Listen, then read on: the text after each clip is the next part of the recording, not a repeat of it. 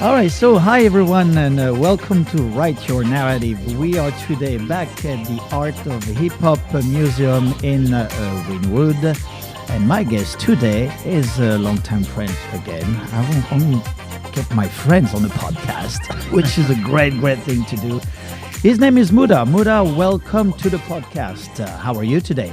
Thank you, Pascal. I'm doing great, brother. Thank you for having me. I feel honored and pretty grateful. Honored. I mean, come on. You've been putting some work for years and years and years in this community. Thank you, man. You don't always sign your work, but you do so much commission work. So you are a muralist. I am. Yes, this is what you do. So you do a lot of commission work. But what about your own work? Do you ever get to do your own work as an artist? I do. Doing my own work as an artist has kind of gotten blended in between everything I do naturally and I've been doing for the past several years. So I can see how it's kind of confusing from an outside perspective. But I've definitely been able to do my own work. And usually they come in the manners of like private commissions and private works and private murals, or murals that sometimes lend a hand to let me have the creative freedom that I want. Yeah, so I'm sure you infuse your art work into those commissions anyway, because with the palettes and everything, it's not just like, okay, you paint something blue, green, white. Exactly. You get to bring your art here. So you've been busy in this community for how long now? For how many years? I would like to say it's going on about 10 years now. 10 years, yes. Yeah, it's been a little minute. And some the days it feels shorter than other, and yeah, some days it feels and like the projects are getting forever. bigger and bigger and bigger. Yeah. I mean, they got you on the swing stage. You do all kinds of really intense work. It's not just on the little walls here in Wynwood, but sometimes we'll see you from the top of a building. So how was your experience going from the street to almost the skies? That's actually a funny story, because it was a pretty harsh and extreme transition. Must have been. Yeah, and it all started with the mural. Well, I like to think that it all started with the mural that I did on 36 in Biscayne. Okay. It's part of this condominium in this residential area called Paraíso and Gran Paraíso. And I essentially ghost painted and did a mural production for Omar Barquet from Mexico. Okay. And we wrapped all of the 3 buildings and their parking garage. And it was my first time on a lift, my first time using sprayers, my first time for a lot of different things, and even managing people in a team. So it was a huge and quick, fast transition that really kind of prepared me just for the future and for things that were to come. Yeah, So I mean, I was extremely grateful for the opportunity, and it came with just such a quickness, and out of the love out of friends too that kind of recommended me to hop into that. So Of course. Well, that's what it is. We have so many friends here in Wynwood, and everybody's kind of like needing help to each other, because I mean, those big productions, sometimes I'm sure you need some help. You cannot do it just on your own. I mean, you could, but it would take you forever. Yeah. A lot of people have some help. So you have your own company actually now during those murals, and then you are taking commissions throughout the whole county, even in Broward right now? I do, and yes, I am. And I've been also taking on projects a lot in Arizona and in outside of Florida, yes. or anywhere the work calls me to. Of course, it's hard to say no these days. It is. But I have learned over a time period and a lot of hard choices and mistakes, really, to learn how to say no as well. But sometimes, I go wherever the work takes me. So people are so demanding sometimes, so demanding sometimes. Yeah. So I just mentioned Broward. You are actually right now working on the big mural project in Broward County, in Fort Lauderdale. I mean, with my son Maxence, who runs the 26-note production company. He also has his mural company. Yeah, shout out to Maxon. Yeah, so and this Space Monkeys. Oh yes, oh yeah. No, Space is he's always there, always here to help. He's just right behind. Maxon's is a right man. You guys are awesome. They're both awesome. Man. No, they're both good. So let's talk a little bit about that mural that we have that you are redoing in Fort Lauderdale. That original mural was painted back in 1988 by Dan Dodona, who's also a local artist. But this was, after so many years, a mural that became pretty controversial. To explain to our listeners, it depicted Bonaparte Broward, who was the founder of the Broward County. But there's a lot of things about the Black history and all those things. So the mural became pretty controversial with everything going on in the world and here in the US. So I guess it was time to move on into something different. So it has been approved by the Downtown Development Authority, the DDA, and so many other, the Broward Cultural Division with Philip Dunlap. So what was the process to getting into this wall repainted? Rightfully so that it's being painted over. I Yes. mean, the history of that wall is complicated. It's very complicated, yes. Yes, and that's another conversation for another time. It is. But it's we it's can what really we are get living into in that, now, right? right now. So Yeah, absolutely. The process behind this, getting into this wall was interesting actually, because I had originally applied to the AOTA Fest with Maxence. yes, And, the Avenue of the Space. Art Fest that we just finished a month ago. Absolutely, yeah, that incredible mural festival. So shout outs to all those artists that were out there too, painting and getting down. They did some incredible work out there just recently. Well, I applied to the AOTA Fest, and in doing so, I believed this opportunity came up, which Maxence has been working on for several years, apparently, with the city of Fort Lauderdale and Yes, Broward. with a couple of years, yes. And they finally came around to wanting to do that, and I somehow fell into the pool of the artists that Right. Yeah, And got you know, selected. shout outs to Maxence And got again. selected, yes.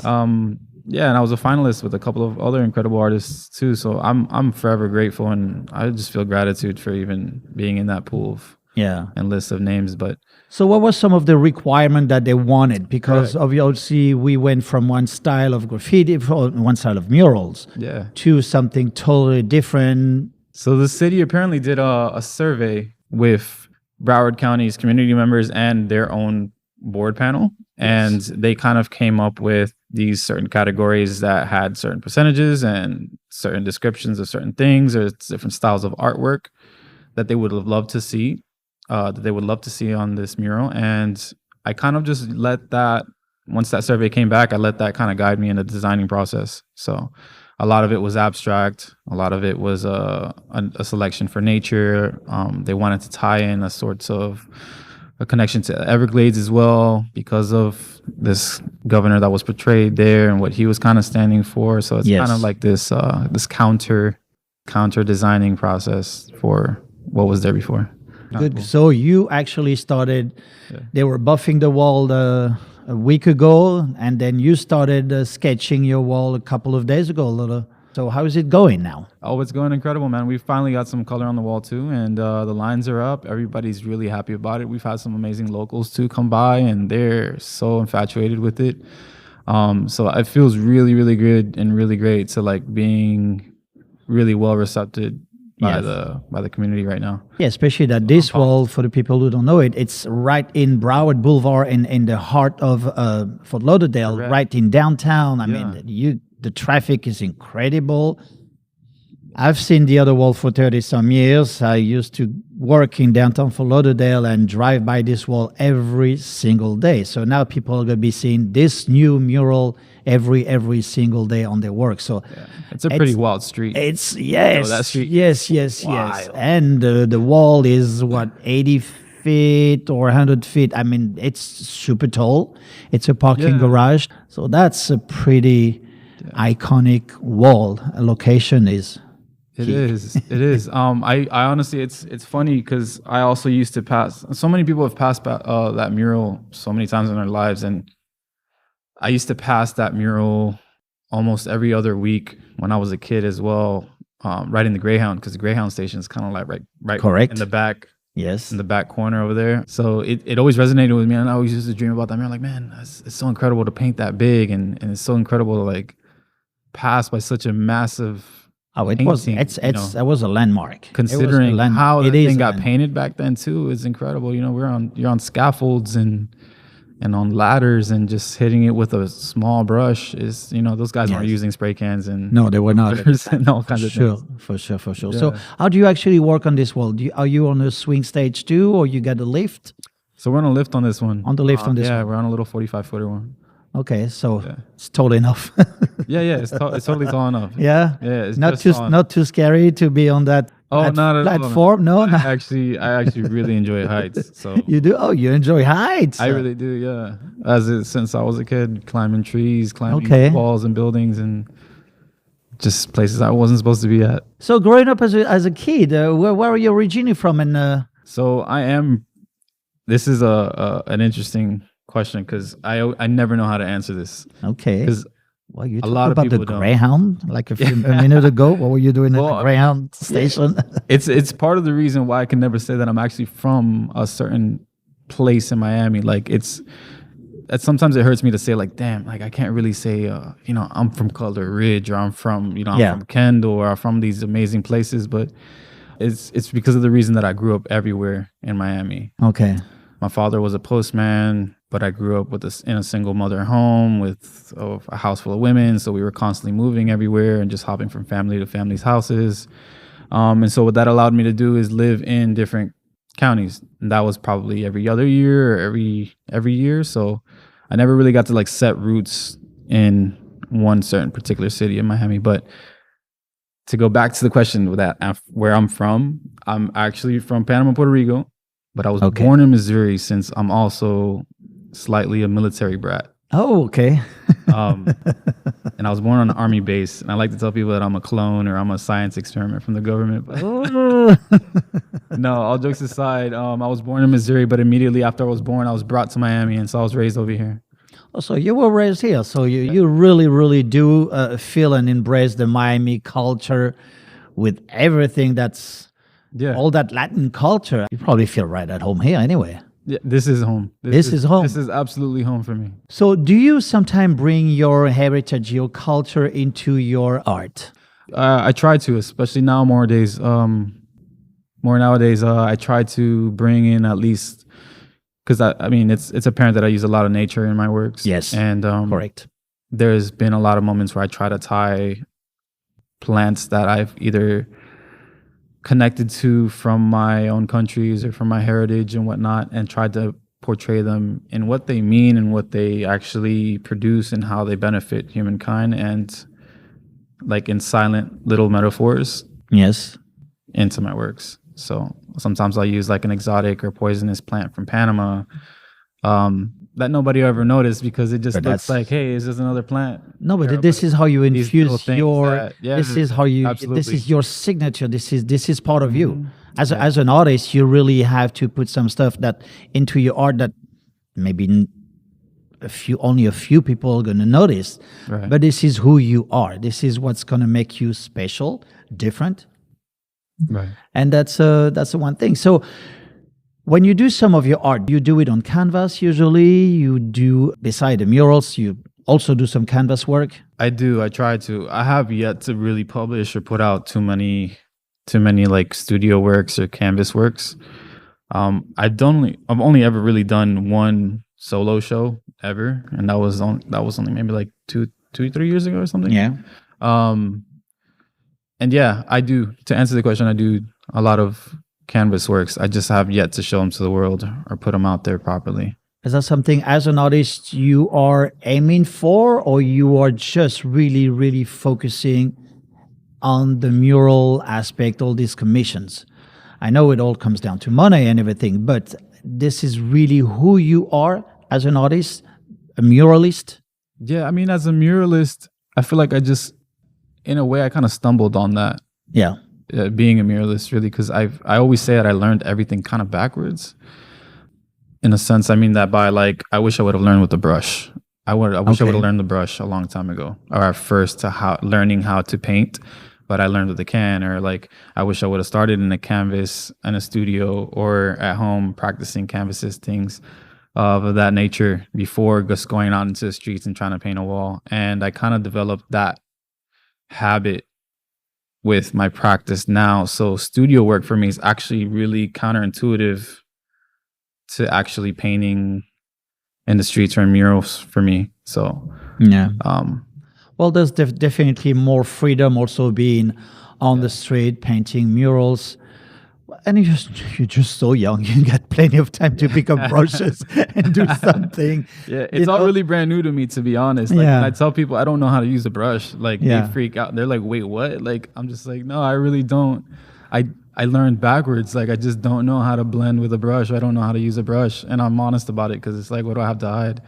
It's something I wish I can learn. If anybody's out there and wants to teach me how to learn how to use a brush, well, like I just said, you got plenty years. When you're going to be not comfortable anymore on a platform or on a swing stage or something like this, this is going to be the time to pick up brushes, and your back is going to hurt you because I'm sure sometimes those work are like very intense because you're dealing with the elements sometimes. I mean, we have a pretty nice weather here, but sometimes it can be super, super hot, brutal, and then the rain and things like this. So being outside, you are sometimes battling those elements. Yeah, we put our bodies on the line pretty hardcore for these projects and for these things we love doing, man. Yeah, they really explode your body, which is a thing that's just constantly we're conscious of too, because at least I like to think I am now, more than ever, because I'm not getting any younger, even though I do have a baby face and. Yeah, you got a baby face. I'm still 15 years old, but it's just like I'm starting to feel it. You're starting feeling it? Yeah, yes. I'm starting to feel it. But there's these things that come with it. You know what I mean? You're staying hydrated, doing your exercises, your stretches. So talking about those murals project that you're doing, the one in Fort Lauderdale right now, I'm assuming for this upcoming year you have several projects in the pipeline. Some of the stuff bigger, smaller. Of course, during Art Basel in December here in Wynwood, people are getting so busy. I'll always see in every street corner painting something. Yeah. So what are some of the projects that you have and you can tell us about? Because sometimes, until you sign up and get the check. Technically, I only have one NDA that I've signed for this year so far. But the other stuff I could tell you, and I'm stoked because this is like such a great year. And you know what? And outside of myself, I just want to like shout out to that. Like, I'm so proud of everybody else too. Everyone else is so slammed right now, and it's beautiful to see that. Yes, everyone's working. Everybody's got the whole year planned out. Like, man, it's incredible. So, but in terms of projects that I got coming up, I have some things in Arizona coming up. Some pretty cool projects here in Wynwood.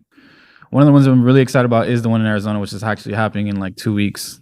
We're gonna do like this. They have a train system over there called the Valley Metro. Okay. It runs throughout the whole city. It's kind of like a trolley system. All right. It's more of like, imagine if our metro rail was on the streets, going through the whole entire city. We're gonna wrap that train and their station with my artwork. And nice. Yeah, and they really gave me like a lot of creative freedom to do whatever I wanted on it. So it's gonna be a really beautiful and interesting project. So, but this is going to be a wrap, or you're going to be actually painting the trains? No, it's going to be a vinyl wrap. And vinyl wrap. So, which is another aspect of the work, yes. It's kind of weird to be excited about a vinyl wrap, but it's for me, like, it's interesting because sometimes it's so polarized for me with the projects that happen outside of Miami for me. Within Miami are really projects that I probably would have never gotten over here or have yet to get. So I really doubled down on getting super soaked and recharging that excitement. Yes. For certain things. Because in Arizona, for example, shout out to Arizona, like they've given me opportunities that I would have never thought I could do or I could approach with my work. And so it's really expanded my portfolio, and I'm forever grateful for that. And this year we have so many sports events happening here in Florida. Are you involved with any of the sports event, the Formula One, and then no, none of this? No, I have yet to get reached out to any of those things, or for any of those things. If it's meant to be, it'll happen. It will happen. I'm completely receptive to whatever the universe has to offer me. So. Yeah, but just like you mentioned, I mean, artists, the art, the street art, muralist art community is so busy here. There's so many opportunities. Yes. If it's not this one, there's always another door who opens up. If it's not here in Broward, well, let's go to Arizona. Yeah, absolutely. Yeah, let's go design a playground in Arizona. Exactly. Weird and funky. I'm more concentrated on painting murals and really getting through this year. There's a lot of like personal human life things that I gotta sort out. Okay. So, also just trying to be a better person and a better artist through that Well, it's a growing is process. is something that That trying you- to sort out and figure out throughout this year. In terms of being and telling you who I am, I mean, I'm just a muralist. You're just a muralist. No, I would like to say a visual artist really at this point. Visual artist, Yeah, yes. I think a visual artist is pretty course. fair. But yeah, I don't know what exactly Yeah, to answer what to answer. yeah.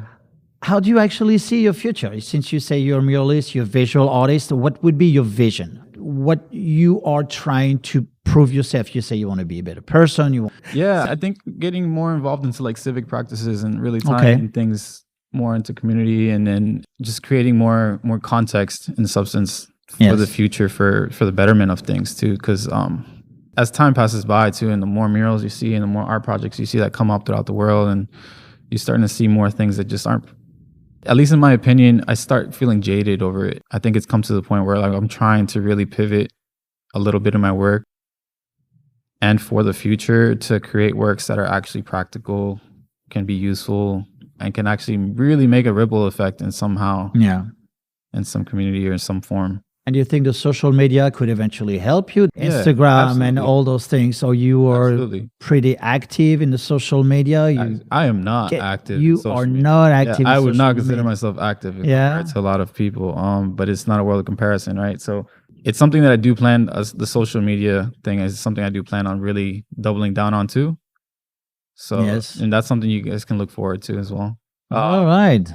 Not to claim I'm going to be an influencer or a social media mogul or anything like that, or no, but just getting your name out there. I mean, going to some social events, to some art galleries. Absolutely. I just get super consumed with work. Yeah. I get super consumed with trying to like really involve myself with something a little bit more outside of just our world sometimes. Oh, yeah. And the result of that is really what kind of can seem from the outside perspective as being antisocial, or not going out to events, or not going out to parties and stuff like that, because I feel like they're always around. And I'm just always trying to learn new things and see new spaces and new forms of artworks and new so you kind of stay really focused on the art. Yeah, absolutely. Well, but that's the one thing. You are focusing on your work, and at the end of the day, whatever you do, you present, it's spectacular. Thank you. It's a focus. If you're from Miami, you know that the parties are always here. Like you know that parties are always happening, events are always happening, which is a beautiful thing about it. Yeah. But sometimes you get burnt out, and sometimes you get a little like I can see that jaded from all that, and it's like not to say that I am jaded right now, but it's. Have you ever done any graffiti, or it was never your kind of thing? That is a great question.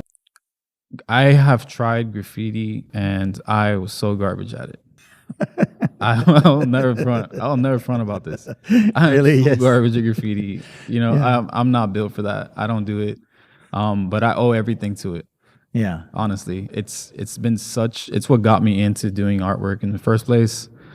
It's such a huge inspiration to me. Yes. I'm motivated by just seeing these, like all these tags and all these burners and all these things across the city all the time. Like it really gasses me up, and I'm super heavily inspired by it. But I don't do graffiti. I'm not a graffiti artist or a graffiti writer. No, I don't claim that. But I'm sure in your work somehow you use some of the techniques. Yeah, absolutely. There's just so many different things, so many tips that they use. I'm such a tech nerd too, man. I love all the tips that are coming out. I love all the little stunts, like everything that has to do with anything with the can, and like I'm about it.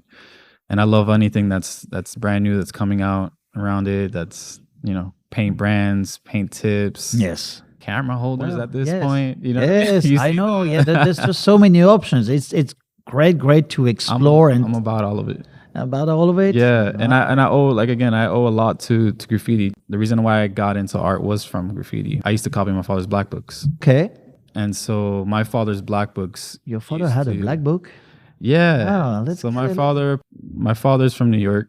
Okay. He's born and bred New Yorican, and he used to go by the name of Zaw. He used to have black books. He used to write and paint, and he started apparently BDP with KRS-One, and he has that kind of history of things with New York and those ties.